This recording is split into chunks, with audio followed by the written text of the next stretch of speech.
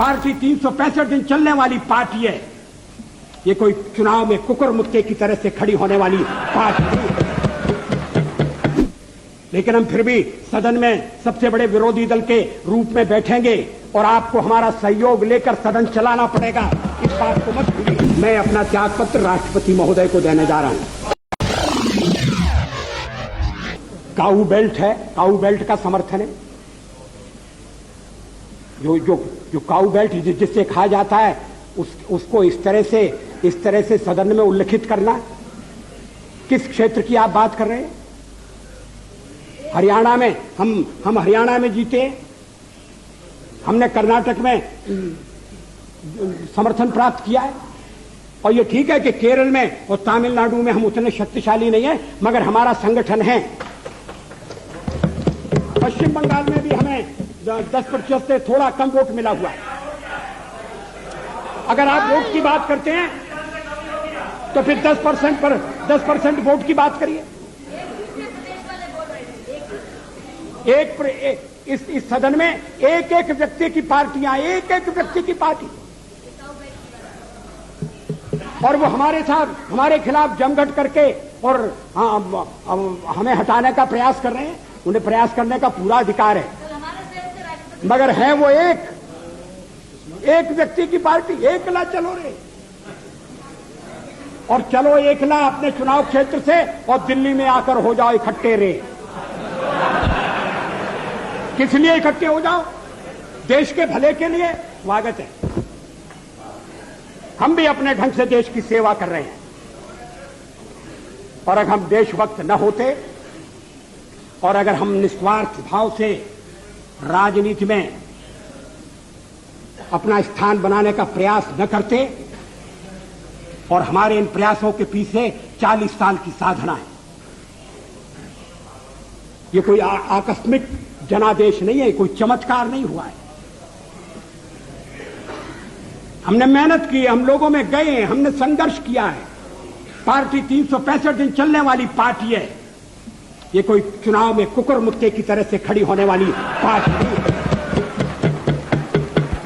और आज हमें अकारण कटघरे में खड़ा किया जा रहा है, क्योंकि हम थोड़ी ज्यादा सीटें नहीं ले सके। हम मानते हैं हमारी कमजोरी है, हमें बहुमत मिलना चाहिए। राष्ट्रपति ने हमें अवसर दिया, हमने उसका लाभ उठाने की कोशिश की है। हमें सफलता नहीं मिली, वो अलग बात है। लेकिन हम फिर भी सदन में सबसे बड़े विरोधी दल के रूप में बैठेंगे और आपको हमारा सहयोग लेकर सदन चलाना पड़ेगा। इस बात को मत भूलिए। मगर सदन चलाने में और ठीक तरह से चलाने में हम आपको पूरा सहयोग देंगे, ये आपको आश्वासन देना चाहते हैं। मगर सरकार आप कैसी बनाएंगे, वो सरकार किस कार्यक्रम पर बनेगी, वो सरकार कैसी चलेगी, मैं नहीं जानता। लेकिन जहां तक दलितों का सवाल है, शेड्यूल कास्ट के टोटल मेंबर्स हैं 77, और उनमें से 29 मेंबर्स बीजेपी के चुने गए।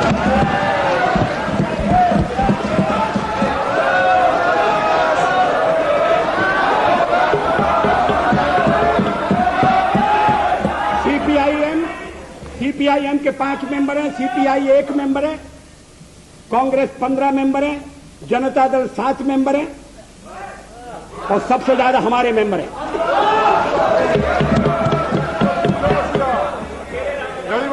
और एसटीसी में भी, शेड्यूल ट्राइब में भी total number of seat is 41, BJP 11।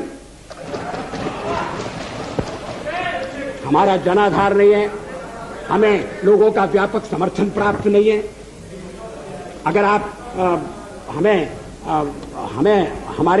हमें छोड़कर सत्ता बनाना चाहते हैं और आप समझते हैं कि वो सरकार टिकाऊ होगी, मुझे तो उसके टिकने के लक्षण नहीं दिखाई देते।